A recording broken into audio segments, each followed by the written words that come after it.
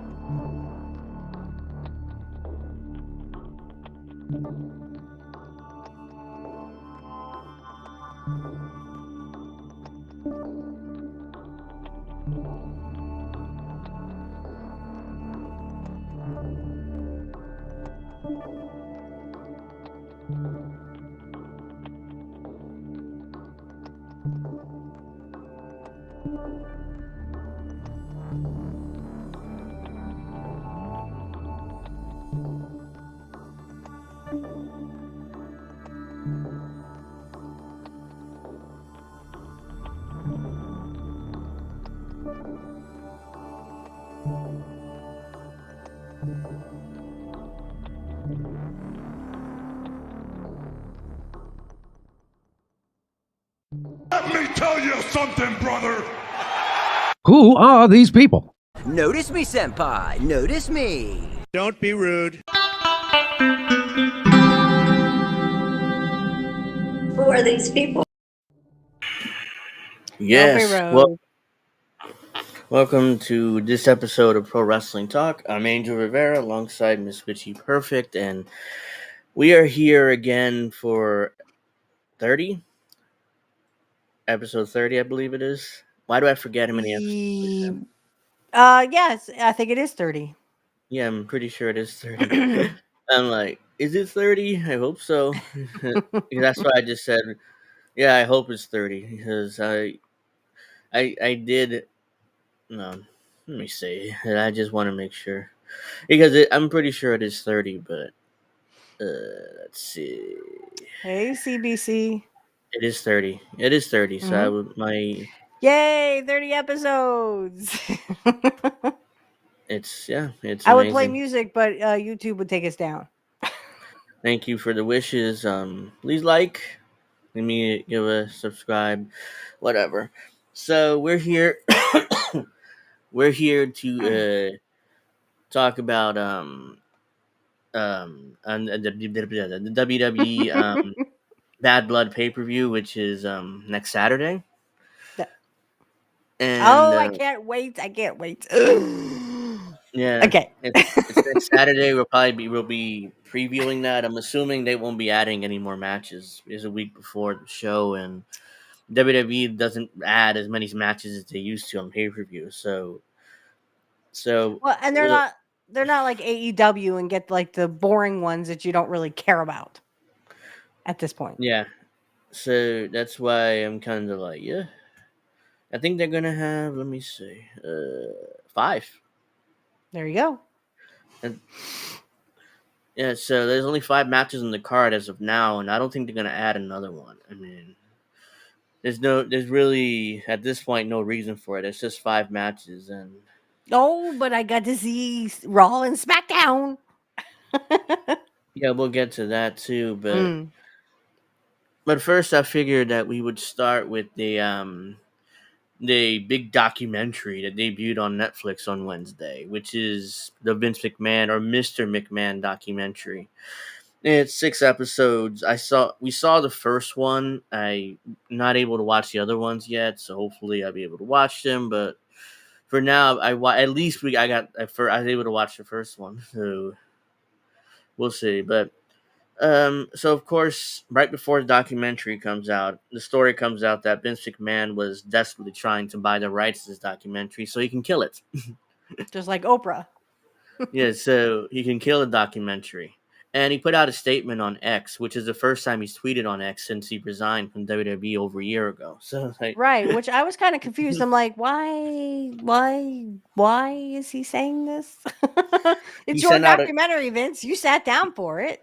He sent out a tweet on X for the Yes. first time since he resigned from the TKO or WWE in 2023. So let me read this and then we'll react to it. I don't regret participating in this Netflix documentary. The producers had an opportunity to tell an objective story about my life and the incredible business I built, which were equally filled with excitement, drama, fun, and fair amount of controversy and life lessons. Unfortunately, based on an early partial cut that I've seen, this documentary falls short and takes the predictable path of conflating the Mr. McMahon character, in quotes, with my true self. Vince. The title and the promos alone make that evident. A lot has been misrepresented or left out entirely in effort to leave viewers intentionally confused. The producers use typical editing tricks without the context footage and dated sound bites, etc., to distort the viewer's perception and support a deceptive narrative. In an attempt to further their misleading account, the producers use a lawsuit based on an affair that I ended as evidence I am, in fact, Mr. McMahon. In quotes again. I hope that the viewer will keep an open mind and remember there are two sides to every story. So that's Vince McMahon's statement on the documentary. He's apparently very unhappy with it, even though he sat down for over 100 hours of interviews for this I mean, documentary. I will agree they left a lot out. But it was mostly bad stuff. I mean, they made Vince look like not any like a bad person, but I mean, like, oh well, I lived in a trailer park and I was abused by my stepfather. Next, it's like, come They didn't on, spend much. Vince. They didn't spend much time on the earlier part of his life. In a Playboy Right, magazine interview in the early 2000s, he alleged that he was abused by his mother. Not like physical abuse, but the other abuse. So he was touched mental. there by his mother. No, he was touched in his private parts by his mother. Okay, That's what he alleged in a Playboy magazine article from 20 plus years ago. not his stepfather, No, his his mother. mother. Yeah, his stepfather is physically abusive, but I'm talking about his mother. He alleged that in the Playboy magazine interview in 2001. So Yeah, that because I mean, well, the stepfather had to be doing it too because he supposedly had a gay encounter, and the rumor is it was consensual. I don't know. I do remember. I think it was Scott Hall told the story about how Mhm. Vince told him about his first gay encounter, and he was he got he was hitchhiking, and a guy happened to touch him, and apparently he liked it. So, and that was his Yeah. first gay encounter. So Yeah, that's how Goldust came into it yeah, because he was flamboyant, or you know, and Dustin's like, why didn't he just say gay? yeah, he didn't say gay. Instead, he just said, "Well, I mean, Mm-hmm. androgynous." It's like he was trying to confuse him. I guess Androgynous, yeah. that's the word he used. So let's see. Yeah, so the documentary starts with the usual. He grew up in a trailer park in South Carolina, and he's a self-made billionaire. Because he didn't grow up rich, even though his father was rich. He didn't meet him until he was 13 or whatever. But Yeah, he was but yeah, 12. yeah. So so he definitely grew up in a trailer park in South Carolina. It isn't like Right. he grew up rich and privileged, because he really didn't. But For 12 but years, and then it kind of like, oh, by the way, here's your father. Well, I mean, what? And I believe Jim Cornette was talking about this. He was like, well, okay, so they didn't go into any detail of how, his mother met his father, or why they broke up, or like how the stepfather came into it. yeah, They that. didn't talk about anything like that. They just Hmm. said he was in a trailer park, his stepfather was abusive, and yada yada. That's enough. Okay, thanks. You just left out a whole big part of why, Vince was Vince McMahon. And then, you had Linda, who's looking better than ever, younger every day. That she's sitting there going, yeah, I met Vince when I was 13 and he was 16. Which is, I've Okay, heard that and did before. he? Yeah. But like, she never knew about his time. I guess she never knew about him personally. According to Vince, his mother introduced him to Linda in the church choir. That's where they met. Yeah. So that was another interview that Vince did. It wasn't really in this documentary, but yeah. But when they first sat down, you had literally not only Bret Hart, but like Hogan saying, yeah, I don't know. No one knows the real Vince McMahon. Well, that's true because Vince doesn't Yeah. let anybody close to him, not even his own family. Yeah, and then you can chalk that up to the abuse he suffered as a boy, from both of his parents apparently. So he's afraid to let people in, or else then I mean, they might betray him or abuse him too. So he's still that deep down inside, he's still that 12-year-old little boy, that he never grew up past that age. It's obvious based on behavior, but. Mm-hmm. Yeah, again, I don't want to get into psychological stuff, but I think a group of psychologists would have a hard time diagnosing Vince McMahon because you can say he's psychotic, you can say he's megalomaniac, you can say he's at times a sociopath. I mean, there's so many different conditions that you can throw on him that psychiatrists and psychologists wouldn't agree on it. So it's like, No, they would probably spend about 2 or 3 hours debating what is yeah, truly wrong with him. And here it is. He was traumatized when he was young and he doesn't want to talk about it, even though, it's been, how many decades, years now, and he just doesn't decades. talk about it. Yeah, and so they went on. Eventually, they went on to his relationship with his dad, and Vince talked about his dad never said he loved them, and they never Right. hugged. They never At hugged. one point, the first time he met him, tried to hug him, and Vince Senior, all he did was kind of like that. He didn't even embrace his son. Right. So yeah. So eventually, he ended up getting a job in the WWF. But the only reason why that happened is because the play-by-play guy kept asking for more money from Vince Senior, Right. and eventually Right. Vince Senior was like, "What are you going to do, that?" It's like, "Well, Vinny, looks like you're the play-by-play guy. Go out there." And Jim Cornette said during his review, he said, oh, he hated that name. But like Freddie Blassie would call him Vinny because, I mean, that's what they did. Like they called him that because, I mean, that's how they treated him. And he doesn't even like the junior part because technically No, he's not a junior. no, that's the one He's thing. Vincent Kennedy and his dad was Vincent something. Vincent James McMahon. James, yeah, I think something like that. Yeah. Yeah. So, well, everybody, I think they started calling him Junior because they have the same first and last name, even though technically they're Right. not Junior. And he hates Junior. Don't, I mean, he even says in the documentary, I think. He's like, I hate that. And I hate pro wrestling. I hate that word pro wrestling. To this day, Vince, he that's what admits it it. is. That's what it is. It's like he's stuck in that, like, because back in the territory days, it was pro wrestling, like the only people who Wrestling. watched pro wrestling was the guys that smoke cigars and drink beer and wanted blood and violence. And I was like, no, we got to bring it into the mainstream. That's what I want to do. I knew I could do that if my dad would just give me or sell me the business. So he had this vision of wrestling. Basically, it's the Walt Disney of wrestling. That's what he wanted to be. Right. Mm-hmm. Which it wasn't said in the documentary, but that's what other people in the business have said about Well, him. no, Like, and they left out a big part of the thing that he got all those promoters together and said, I want to buy your businesses. And basically, there was it a was couple of territories, like Ole Anderson's, that literally said, fuck you, Vince. Go fuck Oh yeah, yourself. I know that And story. literally, go ahead. Vince went to the NWA meeting with all the promoters with Jim Barnett because Yeah. there's a whole other drama with Jim Barnett and Ole. Ole screwed over Barnett. So Barnett went to work for Vince, and they all went to the NWA meeting like, I'll buy you all out, and they all basically said no, all the promoters. So I was like, okay.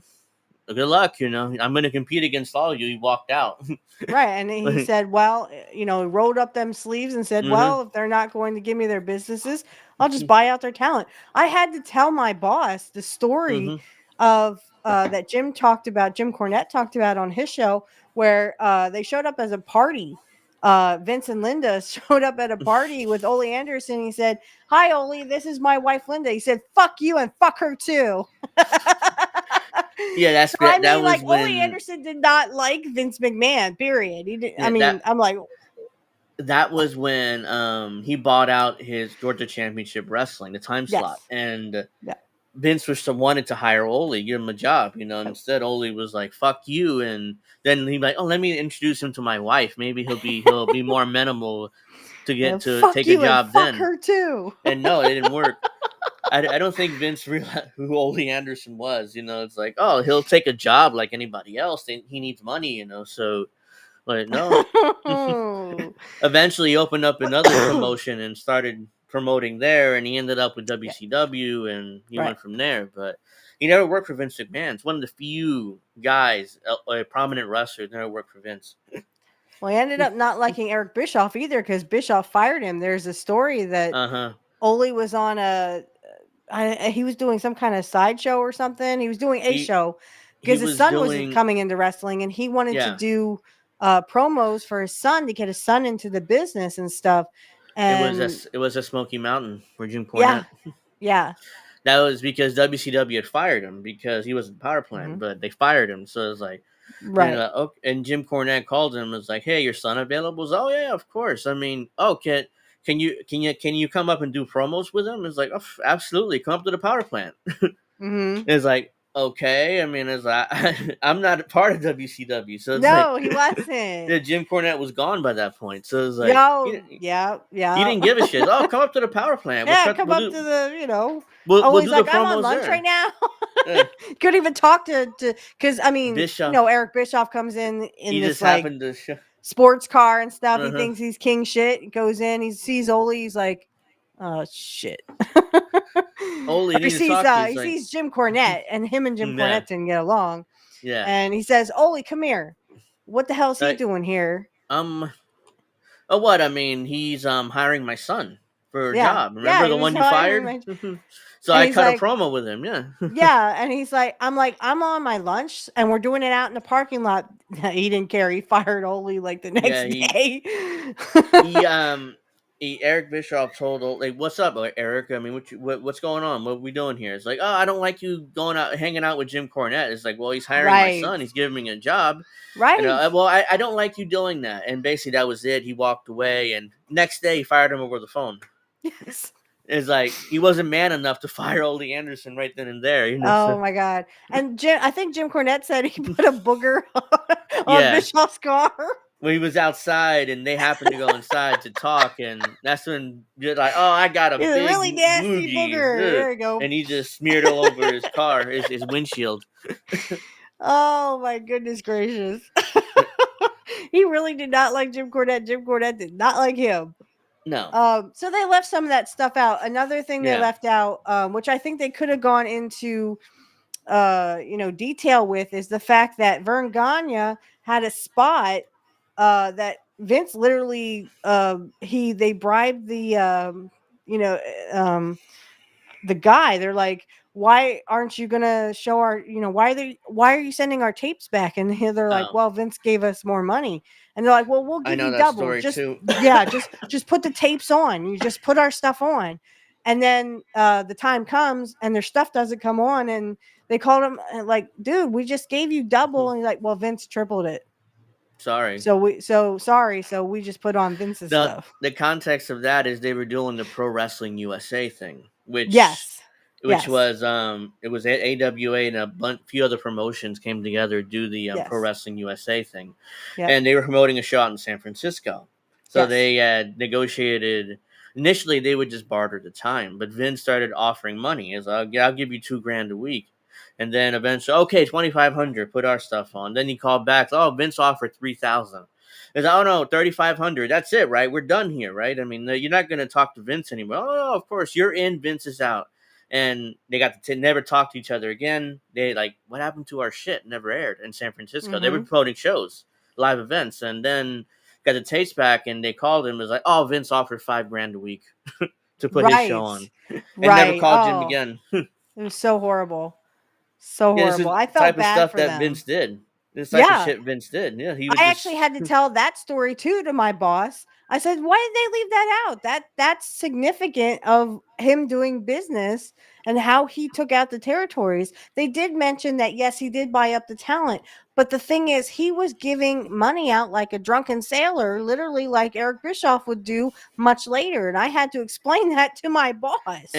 and Vince would proceed to complain about this in the mid Right, '90s. right. Ironically, Eric Bischoff did the same thing he did to the other promoters. So, but he would And complain that's about it right. in the When mid Hogan came '90s. on, I said, and he said, well, it just, was cool for me just to, go up with the, Vince McMahon. I'm like, oh, so you did the same thing to Vince that you did to Vern, you fucker. And I say this Yeah, on my new episode, which will be coming out in What's Up, guys. I watched the yeah. I sixth watched. part of, oh, yeah. Yeah, that's what we're Yeah, talking about. We're talking about the we're first episode. we're doing the first episode tonight. Thank you for joining us. But go ahead, Yes, finish and up. please hit that like button, Dave. Please, please, please, please. So like literally when Hogan comes on, yeah, I had to go to Vince, I had to think of myself. Well, you've always thought of yourself. And I said on my new episode, which is That coming out at the end of October, Hogan was for Hogan. He didn't give a fuck about anybody else. Hogan was for Hogan because he did the same thing to Vern Gagne the same thing that he did to Vern Gagne, he did to Vince McMahon, eventually Eric Bischoff. and he So went. how does Yeah, it feel, Vince? yeah. So then What talking goes about around comes Hogan. around. Hogan started off with he went to New York WWF. I called it New Yeah, York. It's an old school thing, but WWF.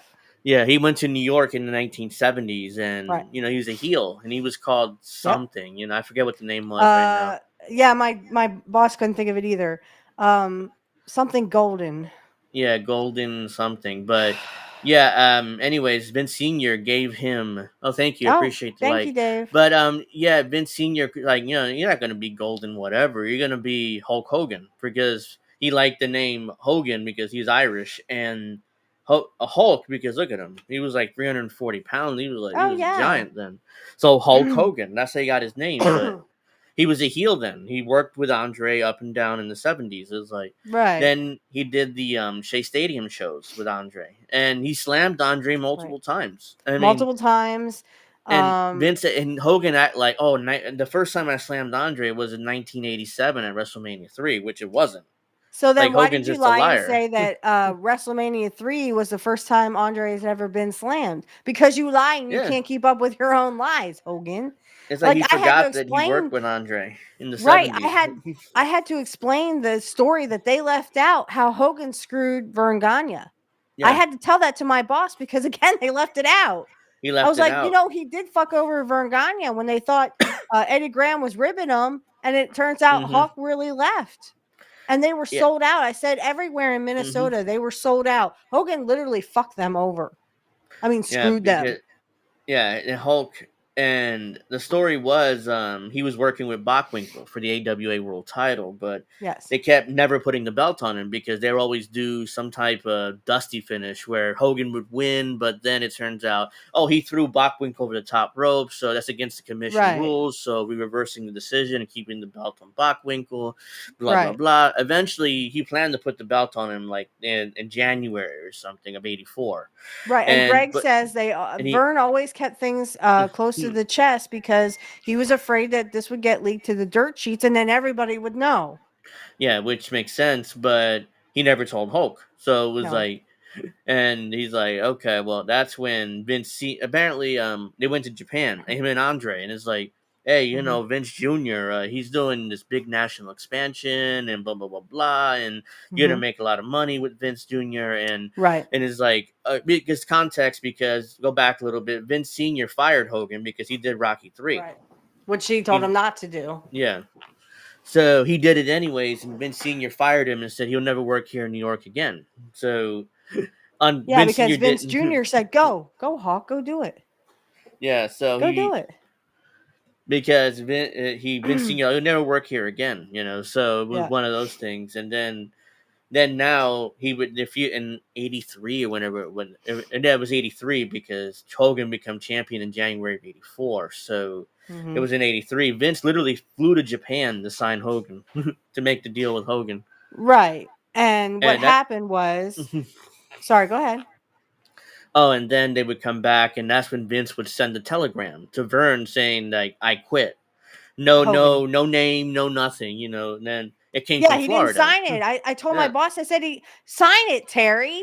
I mean, I said he didn't even have the balls to go up to Vern and say, hey, Vern, Vince is paying me a lot of money. I can't be here anymore. He didn't even have the balls to do that. He signed it. He didn't even sign a telegram. I yeah. mean, literally, Vern Gagne thought that Eddie Graham was Is Eddie fucking with Graham? him. Yeah. It was like, oh, that's in Florida. That's fucking Eddie Graham ripping me. So it was like, Yeah, so they and he ignored it. ripped it up and tossed it in a trash can, and then they had sold out Everything. Yeah, Minneapolis and everything, St. Paul, everything they were around Christmas doing. time because it was going to be Andre and Hogan, and Yeah. Hogan didn't show up. They called Hawk, said, Hawk, why aren't you here? Where are you? And he Is that, said, didn't you guys get my telegram? And they're like, mhm. they thought that was a fucking rib, dude. Why didn't you sign it? It's like, look, if you're gonna leave, at least do these towns for us. Come work Yeah, these events. We're sold out. And right. it's like, oh well, I'm not coming back. So, Yeah, and he Vince ended is up paying me joining. more to sit here. hmm So yeah, the reason why Hogan said that because he didn't get the AWA World Title. If he would have gotten it, maybe he would have stayed.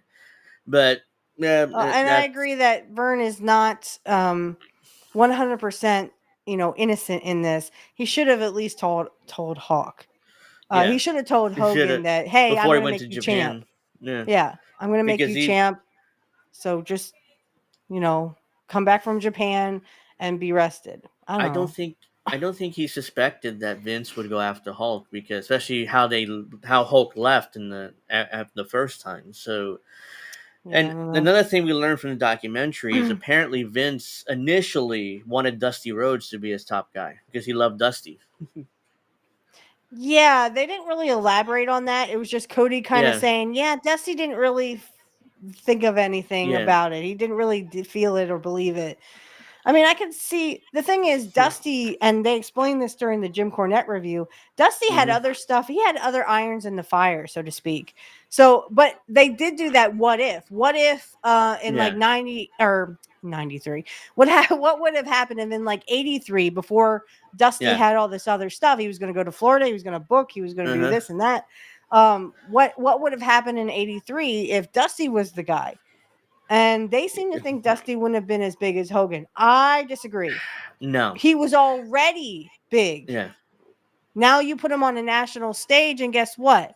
Everybody falls in love with the American Yeah. Dream, Dusty Rhodes. Yeah. He had that Because charisma. He could put asses in seats. because it had Vince Jr. saw it when Dusty came in '77 and had the match with Right. Superstar for the Yep. world title, and he Yep. saw it. He was on. He saw it. He's like, "Wow, Dusty is over here in New York, and he's this Southern guy, and he's fat, he's not like he's not like Superstar Billy Graham, when he had like Right. he was in shape and stuff. He still got over here in New York, huh?" Mm-hmm. Because Vince was planning a national expansion for years, even back in Right. '77. So he's like, if I get my hands on my dad's business, I know I can expand it. And I know we could do this. But Right. it's like, so he's like, Dusty definitely could be my guy. So, but according to Cody, Dusty didn't see it. He's like, going national. That's crazy. I'm not. Well, I'm the thing is, like, I think that Dusty had irons in the fire there, and he was already going to go to Florida. He was going to go booking, and for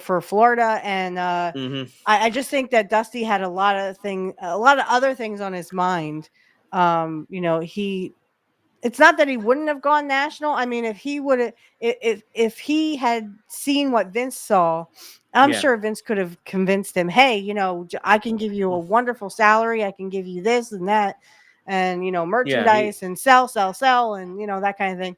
I think he could have talked Dusty into it if Dusty didn't have those other irons in the fire, like going to yeah, Florida to book, Florida. Uh-huh. because he was Yeah, known in those Southern territories as a great man, a great wrestler, and a great booker.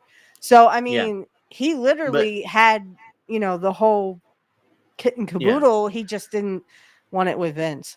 he didn't see. I don't. Cody's like he didn't see what Vince's vision was, and even if he did, I don't know where he had done it because he's like a Right. territory traditional guy. So Right. even if he saw it and he's like could work, but it's like I don't want to because he had to respect a lot of the promoters and he was a booker Right. too down there. So it was Right. like And so he knew the even business. He could book. yeah He was a great booker. yeah I'm gonna take off my camera for just a minute, okay but you'll hear me, okay? okay Okay. yeah. So Vince was considering Dusty as his guy in Yeah, but they initially. didn't go too much into it. I don't Yeah. like that. You know, Yeah, they they should have kind gone of in. just brushed the surface. Yeah, Vince should have expanded on that more and asked him about that. It's like, did you seriously consider Dusty first instead of Hogan? Because that would have been a big revelation, Because I always heard rumors that Vince liked Dusty, and if Hogan wasn't available, Dusty would have been his guy. But Right. but I But they never just kind of Vince. like glossed over it. Oh, well, he didn't see the vision. Well, why don't you mention that he also was booking in Florida? He Hmm. was also doing all these things. Sorry about that. Yeah, He was sorry. also doing, 10 other things other than, I mean, like I said, I think Vince could have talked Dusty into it. What I don't know is, I mean, would Dusty eventually go for it? He might. I mean, Yeah, he Vince could might talk have. him into it. Mm. But I mean, when you're doing like 50 million things at once, it's kind of like, I can't go with another project right now. Yeah, I have 3 especially shows. Do I want 5? yeah. No, I don't. Vin, Not right now. Vince, yeah, Vince. I don't know how hard Vince pursued Dusty. It might have been one of those things that he talked to Dusty about it in '83, because at that time Dusty would be almost going to Jim Crockett because he ended Yeah. up being there Yep. in '84, '85. So he would have ended up there eventually. Yeah, But so yeah, he he was was. wrestling, booking, Yeah, and he was sort of like in the behind the scenes too. So again, when you have all these irons in the fire, I mean, it's kind of hard to take on new work. You know what I yeah. mean? I He would think have to Dusty give that liked. up, and I think Dusty loved it too much. Yeah, Dusty loved to book and create these stories and stuff. He wouldn't do that with Vince because that was all Vince and he booked everything. Yeah, So yeah. so he would just be the champion and travel the country, which he could have got. I think he could have gotten over as big as Hogan did. So Oh, even more. yeah, Yeah, because see, the thing is, Dusty could talk you into the building, even if his wrestling was, it mm, was good. But I still think, I mean, because Dusty, if you watch some of those promos, especially like the Hard Times promo, yeah, oh my gosh, I'm like, yes, yes, mhm. Dusty. Yeah, But I absolutely agree. I think he could have been bigger than Hogan. yeah, that's a big what if. And Vince McMahon kind of admitting that he thought like Dusty, he thought of Dusty first, and I was like, oh Hmm. wow. I mean, finally hear it from the horse's mouth. And I've heard that rumor for Hmm. years, but I didn't think Vince would consider it because he's always into like the big muscle, big body guys. So to him to consider Dusty is like, Yeah, that was another one I kind of questioned. But then when I heard Jim Cornette say, "Well, Dusty was kind of doing this and doing that," so he had several projects he was doing. So I was just like, "Well, then I he would kind of wasn't. say, Vince, I already got this other stuff that I like to do." Because he would just be wrestling, he wouldn't be booking. So No, he wouldn't I be think booking. He's just a wrestler. right. I think he just kind of was like, well, I would, Vince, but I kind of have these other irons in the fire. So, but thank you for thinking of me, that kind of thing. Yeah, But and again, then they glossed it over, and I didn't like that. They only yeah, had Cody going, oh, he didn't believe in it. That's because yeah, he literally couldn't just wrestle. He wanted to be Booker. He wanted to be this. He wanted to be that. yeah. So yeah, but that's another revelation, which surprised me. It turns out that Vince Senior was considering getting out of the business in the early '80s, and he didn't think of his son. He thought he was going to sell the company to Gorilla Monsoon was supposed to take over. Right, right, right. The other thing that they kind of didn't talk about was the fact that, I mean, they didn't elaborate on it. They did mention it. His father Yeah, did not like him buying up those territories. He didn't want no, him to expand. no, He not was just initially. happy with the little bit of land that they had and a little bit of, and as you were talking about when they were going to sell it to, because I mean, they said on Jim Cornette, I mean, Gorilla was their guy. That was the heir to the Yeah, throne. yeah, it was That's who Gorilla. they were going to give it to. David, there's only 6 episodes, and they're already up on Netflix. I Yep. don't see any other episodes, especially since Vince never finished the documentary after the With the Janelle Grant thing allegations. Yeah, with the came out. Yeah, allegations. he never came back for the interviews to finish up. So I Yeah, don't his think we'll see PR any more called them and episodes. said, "Sorry, we're not doing any more interviews. Have a nice day." So they had to splice together a documentary off what they had. So it was like, but Yeah. it's supposed to be Gorilla Monsoon who took over, not Vince Jr. So it was Right. Like I said, as Jim said, Jim Cornette. Um, oh man, I'm so sorry. Sinuses. Um, yeah, Gorilla was supposed to be the heir to that throne, and mm-hmm. boy, I'll tell you what, that didn't happen. But Vince said, "Wait, Dad, give me a chance. Let's do a contract that if I can pay you such amount of money." Now remember, he was running the I think it was like in Vermont or whatever, Yeah, one of he was those coliseums promoting. in He there. was promoting Yeah, small towns for Vince for his dad. Yeah, he was. right. So he was doing that northeastern stuff and generating money, and he said, "I'll pay you X amount of money in some payments, Yeah, and then if I can pay all these payments, I get the company. But if I miss one payment, one little payment, then yeah, give it to Gorilla Monsoon." yeah. He would And give he it. said no one expected him to pay that off. But I mean, they were No, generating so much revenue in Vermont. yeah, yeah. So it was like Vince and his Vince Gorilla and all his partners. Vince Senior is like, he ain't gonna make it, so I'll just get the company Hmm. back and then just hand it over to Gorilla as we planned. So it's not a big deal. So turns out that he did make that final payment, and they're all like, "Holy shit!" I mean, Holy maybe shit. Vinny Junior may have something to him here, you know? Yeah. Well, and then like I kind of wondered, like they didn't say, "Oh, but Gorilla still got a position for life with the Yeah, WWF, even though he was sort of the heir to the throne, but didn't get yeah. it." So Man, sorry. eventually, the deal between Vince and Gorilla was he gave him his shares in exchange. He Hmm. got the job for life, basically. So he had to. Yes. So Gorilla worked for WWF until he passed. I think what 97, 98, something like that when he passed. But yeah, 99, I think. okay, well, yeah. So he worked in various roles as a play-by-play guy. Eventually, he Oh, he was so became. great. I loved him as a baby face. He was so Yeah, great. I love him on prime time. Him and Bobby mhm. Heenan were literally Yeah, they were TV great. soulmates. Yeah, Like they could bounce off of each other. Him and Lord Alfred Hayes were good. hmm, Him and Jesse were great. That's the other yeah, thing they didn't talk about. They didn't talk about the whole Jesse Ventura thing.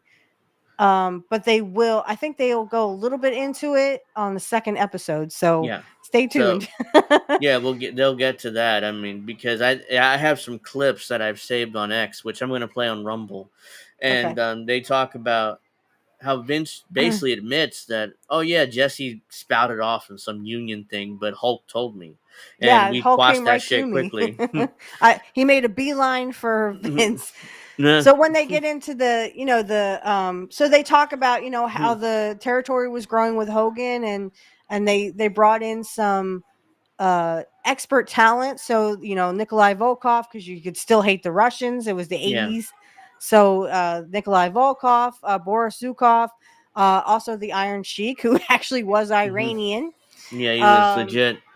yeah, he He's a was part of legit. the Iranian National Guard, and he's legit. You know, he's a Roman Greco amateur wrestler. He was great. You know, he won Yeah. gold medals and stayed medaled at least in the Olympics. So he's legit. You know, he's like, Right. So that was their top heel, mm-hmm. even though they had a heel against Hogan, but they kind of wanted to exploit that Iran Contra thing. Yeah, So around that time, the Iran Contra deal was going on. And Vince sort of exploited that because, I mean, like literally, I mean, the heat that the Iranian Sheik, the Iron Sheik, excuse me, yeah, the Iron Sheik was getting great heat, almost as bad as Slaughter. yeah. Um, So the story behind that was Bob Backlund was the WWF champion. He had the belt for right. nearly 6 years at that by 1983. Right, and So not Vince, Jim said that Bob Backlund, man, he was Vince Senior's guy. That was yes, his guy. But yeah, Hogan was Vince Junior's guy, mm-hmm. or Vincent Kennedy McMahon. Yeah, So Vince's man was Hogan, and that's yeah, why he took it off Bob Backlund, because Bob Backlund was his father's guy, yeah. and So he wasn't doing the whole, a great the boy next door, or the yeah, it was all-American the All boy from American Boy. Minnesota, or whatever.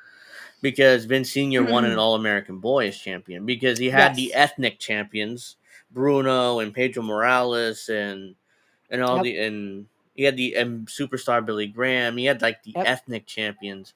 And there's a funny story about Pedro Morales. I mean, the reason why Pedro Morales was champion for 3 years because Vince Sr. was afraid of how Puerto Ricans would react if he ever lost the belt. So, like, he was afraid how the Puerto Ricans would react because he thought, Okay. well, Puerto Ricans have knives and they shiv people, and he had like this thought I about Puerto mean, Ricans. right, the Puerto Rico territory was, I mean, when they start Yeah, throwing batteries at you, I uh think huh. you got enough heat there, dearie. So I'm sure Vince Sr. knew about the Puerto Rican territory, and he had a Puerto Right. Rican champion. It's like, oh shit, I can't take this Ah, belt off of him. cover your head. I There's batteries flying everywhere.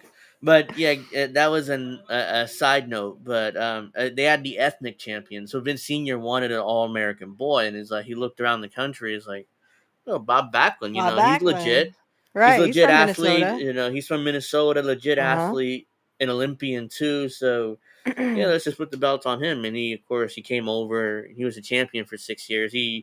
And eventually he dropped it to the Iron Sheik because by Right. that point Vince Jr. had the company, and he's like, but they didn't tell the story in the on the documentary. But this is something that I saw online and I heard about in interviews.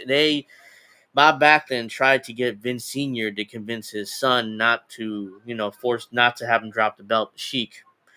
And Sr. went to Junior, and that's when they had that argument, which I'm sure you heard about, where he's like, Dad, this is my Mhm. company, and I'm now, and you work for me. So if you have a problem with what I do, you're gonna have to leave, because we're gonna do this transition to Hogan, because once they did a transition to Hogan, they realized that Bob's never been a champion again, and he wasn't until 1990, what 2 or 3, when he beat Bret Hart at Survivor Series. What was that year when he came back and beat Bret Hart for the title? But I don't remember when.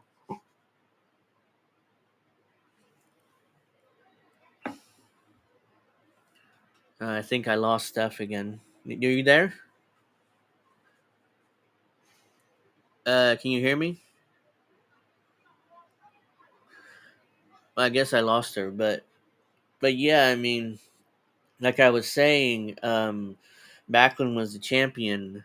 Yeah, she'll be back. Bob Backlund was the champion, and eventually was dropped to the Iron Sheik because, if I remember correctly, Arnie Skolin done threw in the towel when he was in the camel clutch, and Bob Backlund wouldn't quit. So that's how they gave Bob Backlund out because it was Arnie Skolin throwing the towel. Bob Backlund never surrendered. So she's back. Give us a minute. Sorry. I mean, we lost you there. I was talking about This how computer Bob is not Backlund working dropped the well. belt.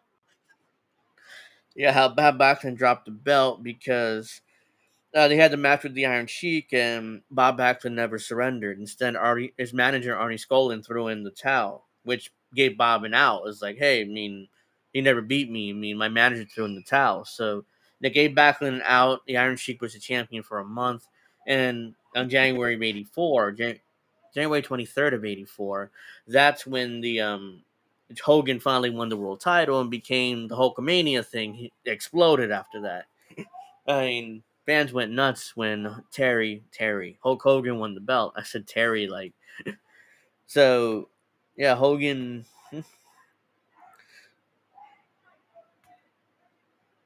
So, yeah, Hogan. So Hogan ran wild with that belt. I mean, and Vince Jr. or Vince McMahon decided to like figure out a way how to make his company more mainstream. So throughout that episode, they talk about how eventually Vince saw cable coming because in '84 cable was kind of in its infancy, but he saw it becoming the next big thing. So I'm going to put and that's when the USA Network popped up, and they were interested in airing WWF products. So they ended up airing Superstars of Wrestling. It was some show initially, or Tuesday Night Titans. It was Tuesday Night Titans was like the Tonight Show version that Vince hosted himself. So, yeah, they would do USA Network, TNT, Tuesday Night Titans, and um, they would do the Superstars of Wrestling show, which was basically like superstars. You know, they would have job matches and they would put over the top guys. And Hogan very rarely appeared on those shows, so it was more like to get over other talent. But yeah, eventually, this is when in 84, 85, the Rock and Wrestling Connection happened with MTV. Uh, Vince McMahon, Vince McMahon was, you know, wanting to make his company more mainstream, so he saw MTV, and Cyndi Lauper was really big in 84, 85. So hopefully my co-host can stay now. Tony Bananas. I didn't realize how far back the USA Network and WWE went. Yeah, Oh yeah. they're back in the 80s. You know, they, like I said, I was telling the audience before you were able to come back. They did Superstars of Wrestling, which would eventually become Superstars, which Right. was the show, you know, they would do it in syndication. But Mhm. and Tuesday Night Titans, which was a Tonight Show parody that Vince hosts himself. You remember that show? Mhm. Which and I was just running through the episode there, but um, yeah, eventually, um, all right, so WrestleMania one. Now Vince, you know, gets into this a lot. They get into this a lot because he was on vacation. He took one vacation in 1983. No, 80. It was 80 late 84 because Vince Yeah. was thinking about the Super Show concept because he's like, hey, the NFL is Super Bowl, Major League Baseball has the World Series. We need that type of event where everything culminates in that one event. So Right. eventually, he was on vacation with Linda, and he's like, we need that vacation. He's like,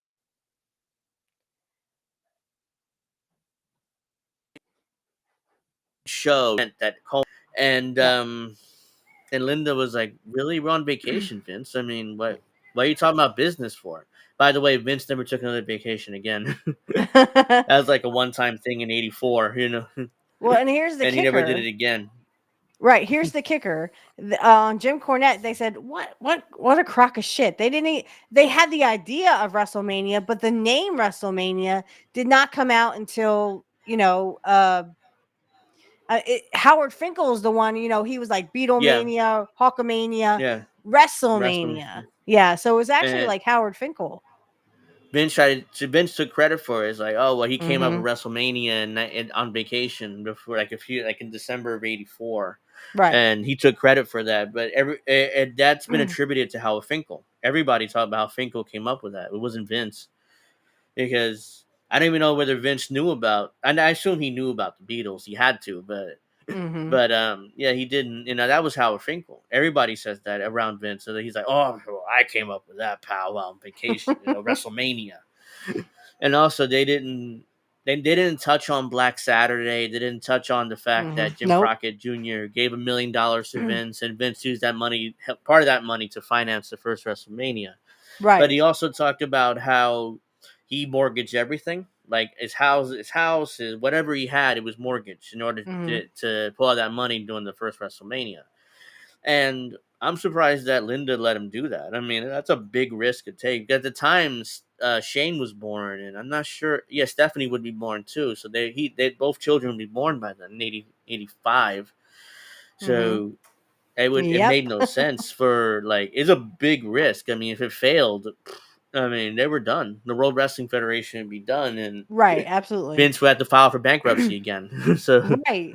And see, the thing is, like, I just don't know it. Like, I mean, it was if it they got all see what they did was around the first WrestleMania they had that rockin' wrestling because Cyndi Lauper, who was a big wrestling yeah, fan, she had Lou Albino on her yep. uh Captain I Lou forgot to Albino in mention, yeah, I mentioned yeah. Lauper, but I forgot about the music video. Yeah, so he was in Girls Just Want to Have Fun, but Yeah, also if you watch, several wrestlers are in the Goonies theme. If you ever saw the music video yeah, for the Goonies theme, there's Piper, there's Albino, there's several other ones too that are like sneaking around and stuff. Because Cyndi Lauper loved wrestling; she was a big wrestling fan, and yeah, I know in Piper's documentary, excuse me, that he talked about how he didn't want to do it, but I mean, he thought it was so much fun that he got to slap around Cyndi Lauper. Yeah, yeah. Anyway, they did. I forgot to mention this, but that big Hogan Piper match in '84 ish. That was done on MTV. The War to Settle the Score. Yep. That was done on MTV and drew a big rating. I mean, of course, this drama. Piper didn't want to put Hogan over by clean, so it was they were fighting to do a finish, and eventually they came up with the count out where Piper could count out and Hogan would win that way because Piper didn't want to put Hogan over. And Right. Hogan, not in this documentary, but in other ones and other interviews, lie and say, "Well, I wanted to drop the belt to Piper, but I didn't think he would drop it back to me," which he wouldn't have.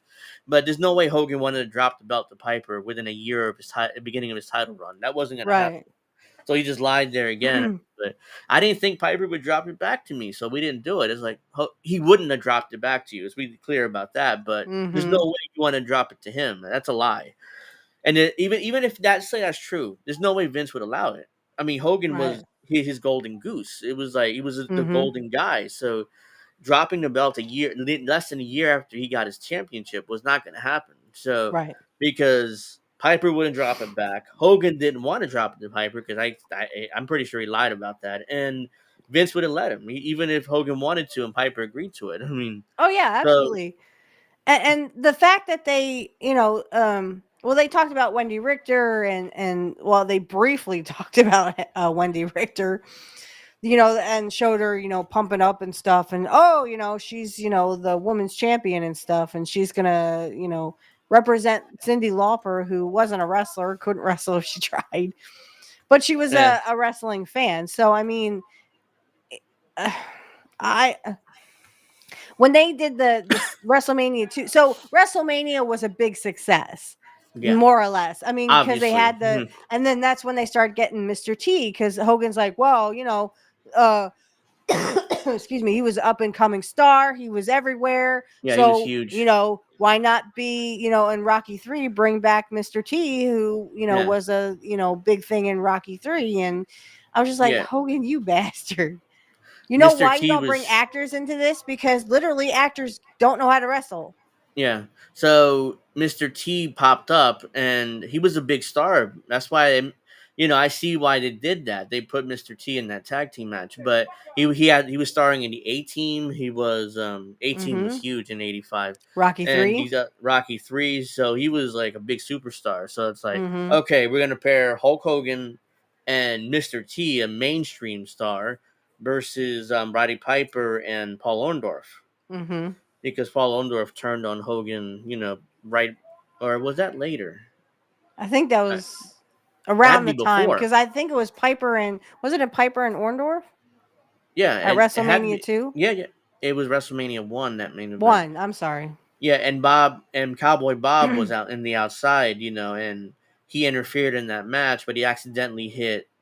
It had to be Paul Orndorff because Piper wouldn't have taken the pinfall. So it had to be Orndorff, and Hogan pinned Orndorff. Or at least Cowboy Bob Orton. Yeah, because he was Bob Orton was involved in that match. He wasn't actually in the match. He was outside, but I know Cowboy Bob was involved. I specifically remember him hitting, I think Orndorff. Yeah, because he had a cast on his arm, right? Yeah. He had the cast. So he, Hogan pinned Orndorff. They won the match, and that was it. Because they had Muhammad Ali as the special guest enforcer. They had Liberace as special guest timekeeper. Yes. They had Billy Martin who's a former Yankee manager as the special guest ring announcer. Yep. They had celebrities all over that ring to lead into that match. So it was why do you think it was so successful? I want to get your thoughts on why do you think that WrestleMania, the first one, was so successful, and then we can go into the John Stossel and Dr. D. Oh, that's funny. But why do I think it was successful? It was. I mean, it was glitz and glamour, but that's my opinion. You go ahead. Yeah, but it was that. It was the fact that WWF was so hot. They connected themselves to MTV, which was a huge thing. Yep. Because MTV was was, not only would they be huge in '85, but they would get Mm-hmm. even bigger throughout the '80s and going into the '90s. I mean, I want my yeah, MTV. I remember those ads. Today, Oh, you're gonna have MTV to is cut that. Sorry. MTV today is just a shell of its former self because now they air Mm-hmm. like these trashy reality shows, Teen Mom and Ridiculousness, which is the only show that I would even remotely watch on MTV today. But Kind but of yeah, like going back, CMT. yeah, some going back to why I was so successful was success. Vince McMahon is behind a lot of that. I mean, he Mm-hmm. hyped the shit out of WrestleMania. I mean, Mm-hmm. it was I heard a beep. I don't know, but oh, Alex, Wasn't me. ready? Uh, You here already? Oh, Yeah. hey, how about them pirates, eh? Oh, Hey, but I Guardians told just you. lost I their game, told so the you. Yankees have the I number one seed told in the American you. League. I told you. you know, If they won, I said if the Pirates won, I would pick on you. Hey, I just hey, realized we're past 9 o'clock, all that and matters is the Yankees have the number one seed for the American League. That's what Oh. matters. So we're. I said Alex is here already, and I looked. It's 9:01. So I'm It like, is 9:01. I didn't realize what time it was again. Like last week, where we're supposed to go over the Rumble, but we never did because Alex didn't come, and no, because remember last week I was mentioning that I was saying I was got a NASCAR race to watch. So I wasn't going to come. Yeah. That's right. NASCAR overtook and we forgot us. to flip over to Rumble. Yeah. All right. All right, Tony let's flip over Banana to Rumble. says the hype made it successful. Yeah, that's true. They lied about the WrestleMania 3 attendance. That's true. Yeah, they did. And they talk about that, I think, in this first episode. Yeah, so do you want to You finish need or to you want to pick go to on him for Rumble? that shirt. Yeah, let's just finish this up real quick. Okay. So they did WrestleMania, was successful. Oh, by the way, go to Rumble, everyone. Here, that's the link to the Rumble. So Yeah, so get ready to go over to Rumble. but we're gonna finish this up real quick. So the John Stossel and the Dr. yes. D stuff. Now Yeah. I had to explain to my boss basically that Dr. D says that Vince told him to do this. Vince told him to go out there and slap this guy and show him how real wrestling is. But it's kind of funny because Jim Cornette and Brian Last were making fun of Hogan when Hogan's like, "Yeah, I just made a beeline for Vince, and I just told him this guy's, he's trying to expose the business." Hogan always involves himself in everything, even though he had nothing to do with it. Because I've heard multiple versions of that story, and Hogan is not even mentioned. So not even mentioned. And somehow Hogan he went to Vince and said and like he involved himself. It was my idea, to have John Stossel be taught a lesson, which was not true. According to David Schultz, Dr. D, he went like no, Vince told me personally that you need to teach David Stossel. What's his name? John Stossel. I'm sorry. John Stossel, not a David. lesson. But according to according to Vince, at least, it was like no, not according to Vince, but other people in that documentary. Vince walked into the locker room and said, "Damn, I wish somebody would teach John Stossel a lesson. He's exposing the business. He's he's doing this, that, and the third." So Vince actually walked in to the dressing room and said that, and I then said, walked "This out. is like that. Will no one rid me of this meddlesome priest?" Which was from, I believe, Richard III. I don't know what act. Don't ask me what act it was from. But yeah, it's like literally saying, "Oh, will no one take care of this guy?" So Dr. D stepped up and said, "Yeah, sure, Vince. I'll go out there and take care of him." So there's multiple and then you versions see him, it's of like, the story. And my boss is like, "Oh, he hit him twice." Yeah, he hit him twice. He's like, and he just barely think did that. And you think this is fake? Huh? Boom. And he goes, barely boom. just touched him. He went down, and then he did it again. It's like, whoop, down again, and he sued. Eventually, in 1990, he was settled a lawsuit with WWF and Vince. But and what also, they didn't tell in that process, what they didn't say is that literally, Vince had to fire Dr. D. They didn't mention that. They didn't mention that because Dr. D didn't stay very long after that incident. No, he was gone. But Dr. D swears that Vince told him to go out there and hit this guy Yeah. and show him what what wrestling's really about. And then he's like, well, because of the lawsuit, they came back and like literally fired me. He sent him to Japan, and they did the same thing in Yeah. Japan, where he would slap a reporter in Japan. It's like, ah, shit. And now my career is going to be known for this. Right. So yeah, eventually, also Hogan. We'll talk about the Hogan Richard Belzer thing real quick, Yes, yeah. because So, I mean, if you watch, he like literally is holding him, and then you just see Richard do this and go limp. yeah, Because he literally put him in a headlock for real. because When you Richard put someone in Belzer, a headlock for real, literally it cuts off the blood flow to your, to your brain, and then you like just pass out. Richard Belzer was treating wrestling kind of like that's fake, whatever. Hey, can you give me a hold, like flippantly, and just like, oh yeah, sure, brother. And he put him in a front headlock and squeezed for real, and he just let him go, and he's like. He flopped over and banged his top back of his head against the wall, and not the wall, but the floor. And he Mm-hmm. got back when he woke up and got back up. He was legitimately like bleeding all down his on his back of his neck and stuff. And he's like, "Oh, I'll be right back," walked away. He was bleeding. It was real. And then he sued Hogan, Vince, and the World Hogan and Wrestling Vince, Federation, yeah. and he I don't settled out of court remember. eventually, Yeah, I mean, according to the obviously Hogan documentary. didn't get fired for that, but No, unfortunately, Dr. D was not so lucky. Of course, he wasn't Hogan. He no, he wasn't wasn't Vince's Hogan. boy. But Hogan would admit that, oh, Vince was furious with me, brother, when I saw him the next time after what happened. It was like, yeah, you probably cost him millions of dollars in that lawsuit. Yeah. So it's like, so Vince was pissed, but of course he didn't fire Hogan because that was his golden boy. But he was pissed. It was like Yeah, he was very upset. And like I So said, I yeah, had to basically explain it to my boss. yeah, The stuff that they didn't talk yeah. about, They I had to didn't get explain into it a to my lot of it. boss. So it's Hogan's a hoe for telling on Jesse, which was the whole unionization thing before WrestleMania 2. Right, that will be coming up Which, in episode 2, and I yeah, agree. I didn't like the fact that and the only way Jesse found out, because Jesse didn't know who stooged him.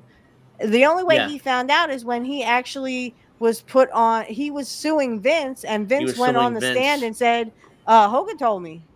Hogan Yeah, came to me." it wasn't on the stand. It was at a deposition. Like Vince, Oh, Jesse deposition. deposed. Yeah, Yeah, he I'm deposed sorry. Vince, and he went to his lawyer. Is like, can you ask Vince about the unionization thing that I do in '85 and who stooged on me, who told on me? Because I'm Mm-hmm. curious. And his lawyer, oh yeah, sure, I can ask. I can ask him anything. So it's like, okay, well, Vince, 1985 unionization effort. Jesse tried to do that, or not? He asked him who. As yet, no, the exact question was, if did anybody ever try to unionize on you, Vince? It's like, oh yeah, Jesse spouted about a union once or twice. What Mm-hmm. happened with that? Well, Hulk Hogan told me, so and I squashed that. And Right, Jesse and was then he so fired shocked that, Jesse.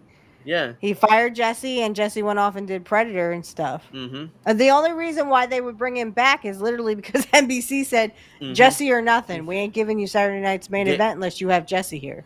it was Dick Ebersol, the president of Yep. NBC Sports at the time, was like, hey, if you Mm-hmm. don't have Jesse, then we're not going to do Saturday night's main event. And Vince, oh Right. fucking hell. He had to humble himself and call Jesse. He's like, hey, can you come back? We'll give you more money or whatever. Just come back and do Saturday night's main event with me. So he's like, Right. okay. He's like, okay. Well, at the time, he assigned to The Running Man, which is another great movie Mm-hmm. from the 80s, too, which I love that movie. But he had signed to The Running I Man. haven't seen it all the way through. I got to see it all the way through. Mm-hmm. I'm sorry. Oh, okay. All right, So let's go that's to pretty Rumble because much I think it. that's about it. Yeah, that's about it for episode 1. So let's see. Let me just cut off. The link is in the chat if you want to go watch it on Rumble. We'll be playing wrestling clips, and we'll be probably playing clips from the documentary. Me too, Tony. Me too. So yeah, look forward to that. So just give me a So couple catch us minutes over on here. Rumble. Go, go, go, go, go, go.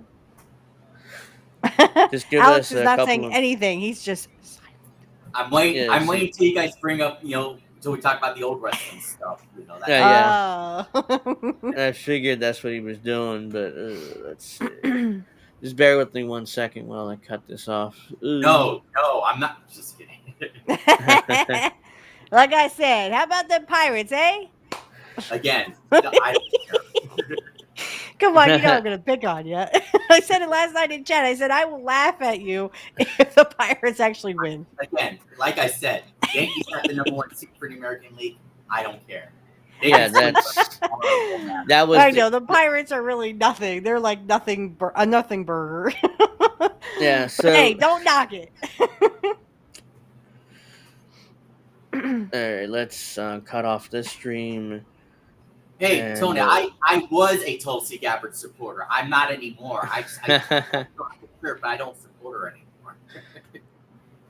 They can dream.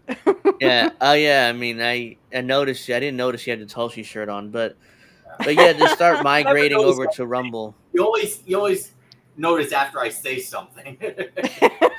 Yeah, because I'm not really. I'm looking at other tabs, so I'm not really looking at